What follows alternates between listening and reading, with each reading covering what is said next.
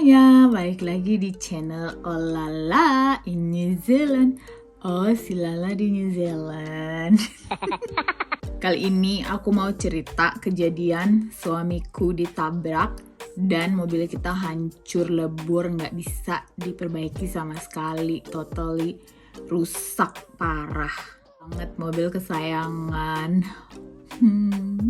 Tapi syukur alhamdulillah suamiku baik-baik aja dan gak kurang satu apapun.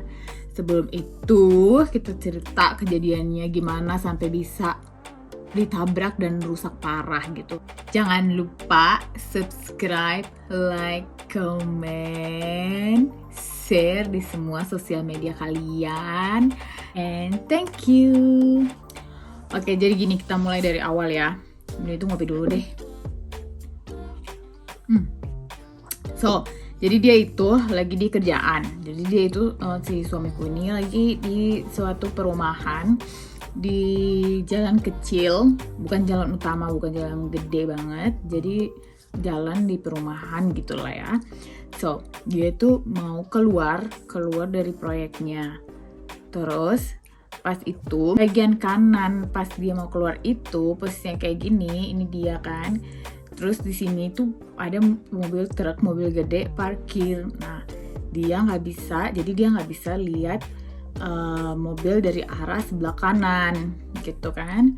Terus dia maju dikit-dikit gitu untuk ngintip-ngintip, lihat gini ada mobil nggak ya sebelah kanannya. Tiba-tiba nabrak. Dia ditabrak sama mobil itu dong. Mobil itu hancur lebur yang nabrak. Untung dia ditabraknya bagian yang ditabrak itu bagian depan kanan ujung mobil. Jadi gak apa-apa dianya. Cuma tabrak itu mobil langsung geser sekitar 3 meter dari tempatnya sebelumnya. Terus mobil yang nabrak tuh masih jalan aja gitu, masih nabrak terus. Si mobil yang nabrak ini hancur juga, hancurnya lebih parah banget sih daripada mobil kita. Tapi mobil kita udah parah banget rusaknya, terus sampai keluar airbag semua, terus sampai berasap, keluar minyak dari bawah, air apa semuanya juga. Pokoknya udah dramatis banget deh keadaan.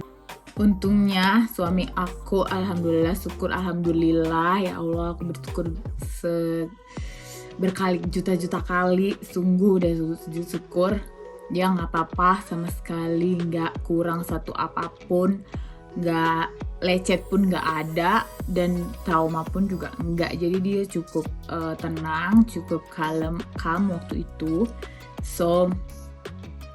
Gak apa-apa lah, mobil rusak ya kan, kita punya asuransi, everything kita bisa beli, daripada nyawa kita nggak bisa beli dan balikin lagi ya kan. Untung juga waktu itu kejadiannya bukan pas kita lagi jalan-jalan atau ada Sofia di mobil. Untung pas itu kita lagi di rumah ya kan. Terus yang nabrak gimana?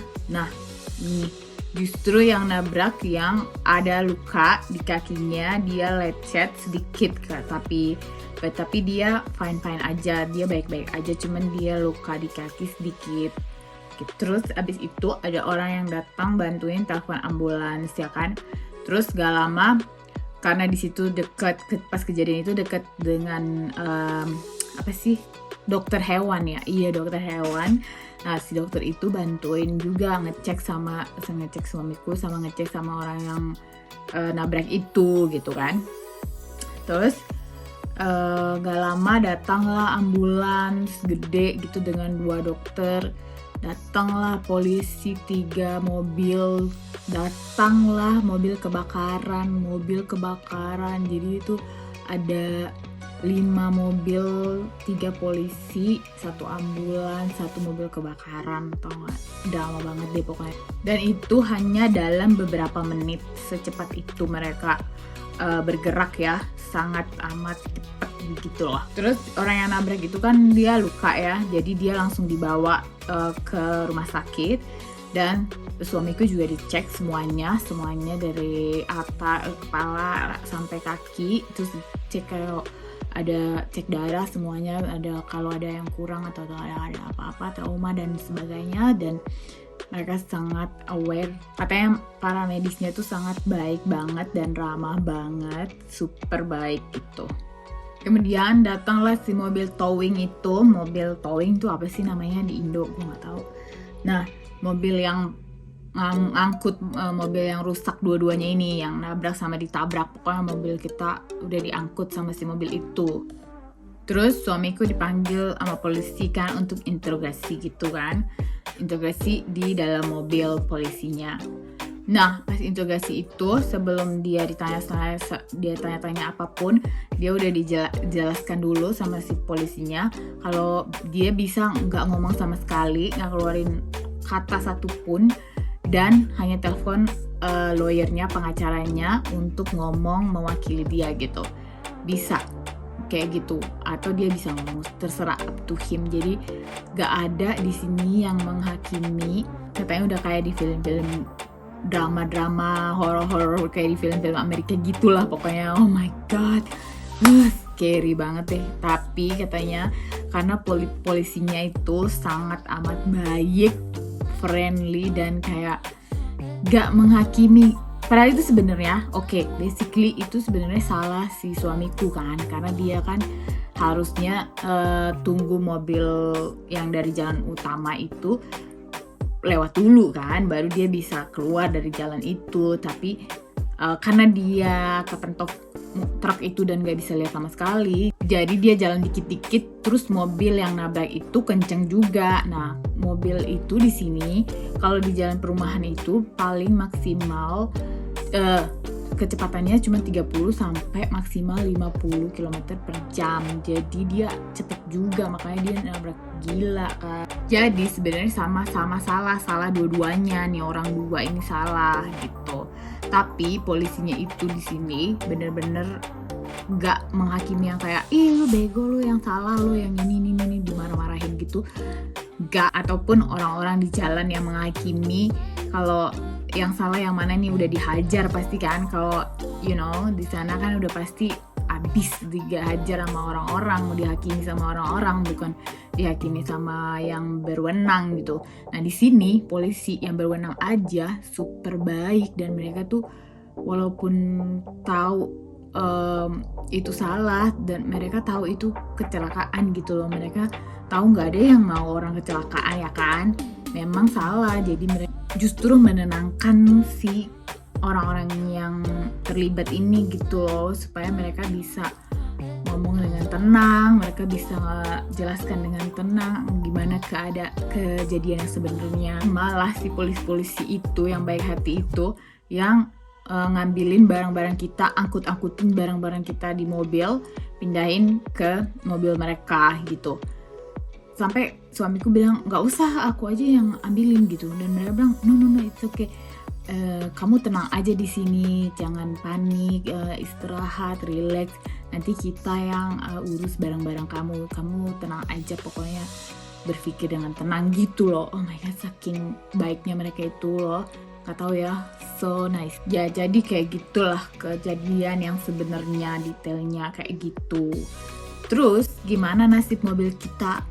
Yes, nah ini nih sekarang masalahnya, mobil kita hancur parah, separah-parahnya, udah nggak bisa diapa-apain, literally totally rusak, sak. Jadi kita bahas tentang asuransi, gimana proses kita mendapatkan uang dari asuransi secepat kilat ya. Jadi gitu. Jadi pas kecelakaan itu, abis diintegrasi polisi, si polisinya kasih suamiku nomor, apa namanya, event number katanya. Namanya event number, gue nggak tahu deh itu bahasanya di bahasa apa. Di sini namanya event number. Jadi kayak ada kecelakaan atau apa itu, polisi kasih ke asuransi nomor itu. Jadi pas mau klaim, tinggal telepon asuransi, nomor kecelakaan gue sekian gitu, dan mereka udah tahu itu mobil yang mana dan gimana kejadiannya. Oke, jadi suamiku telepon orang asuransi sekitar 2 jam setelah kejadian, langsung ditelepon bla bla bla, terus orang asuransinya langsung ngecek laporan dari polisi detail-detailnya bagaimana. Terus orang asuransi kirim orang untuk ngecek langsung kerusakan mobil sampai mana gitu. Nah, si orang yang ngecek ini, kalau mereka pikir mobil itu masih bisa diperbaiki, mereka akan perbaiki mobilnya kan. Tapi kalau misalnya sama sekali udah nggak bisa diperbaiki, itu namanya agree value. Jadi mereka akan bayar full dari perjanjian polisi asuransi yang disetujui sebelumnya gitu. Terus besoknya pas sudah kejadian, jadi 1 kali 24 jam asuransinya langsung telepon lagi untuk konfirmasi kalau mobil kita udah rusak total, yang nggak bisa diperbaiki sama sekali, yang disebut namanya written off. Dan mobil itu harus dihancurkan, blast. Selamat tinggal Eclipse Cross, my love. Dan asuransi harus membayar full amount dari persetujuan dari polisi asuransi yang disetujui sebelumnya secara bersamaan ya kan. Tapi kita dipotong $500 karena itu adalah kesalahan si suamiku juga. Kejadian ini adalah kesalahan dia juga ya kan, keteledoran lah katanya gitu. Terus mereka langsung minta nomor rekening, terus mereka bilang akan transfer dalam beberapa hari, which is sangat amat cepat prosesnya, secepat kilat dalam 1 hari, 1 kali 24 jam, set halo, beres, duit lo cair dari asuransi. Aku nggak tahu ya kalau di Indonesia itu kayak apa. Kalau di Indo proses pembayaran asuransi, kalau kita membuat kesalahan dan merusakin mobil kita total. Nah, menurut suamiku kalau di Kroasia, di negaranya dia, itu akan memakan waktu berbulan-bulan bahkan tahun untuk mencairkan asuransi kayak gitu. Klaim atau mencairkan asuransi dari mobil yang kita rusakin. Mobil rusak karena kesalahan atau keteledoran kita ya kan. Itu akan sangat makan waktu panjang, sepanjang bisa berbulan-bulan dan bertahun-tahun katanya. So di sini itu semuanya sangat sistemnya tuh bagus banget dan sangat cepat gitu. Semuanya cop beres gitu, nggak ada yang ntar sok. Pokoknya everything works well, semuanya secepat itu. Healthy system sama insurance apa aja, pokoknya di sini itu cepet banget deh prosesnya. Gak akan pusing deh mikirin, aduh gimana ya. Oke deh, sampai sini nih curhat hari ini. Pokoknya sebenarnya aku sedih juga pas kehilangan si Eclipse kita, tapi it's okay. Kembali lagi kita bersyukur sedalam-dalamnya kalau suamiku sehat walafiat, gak ada kurang satu apapun. Mobil kita bisa beli lagi, asuransi bayar secepat ini, kita dapat mobil baru yang upgrade dengan ya kan. So thanks for watching and see you in the next video. Bye bye.